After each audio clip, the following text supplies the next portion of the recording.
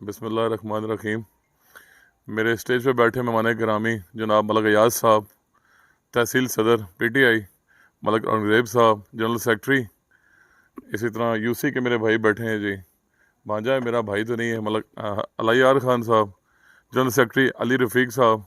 मैं तमाम लोगों का बहुत शुक्रिया अदा करता हूँ जिन्होंने अपना कीमती टाइम निकाला और आज ये कट किया। और मेन मकसद मेरा तो शुक्रिया अदा करना था, यहाँ बातें सब अहदेदारान ने कर दी हैं।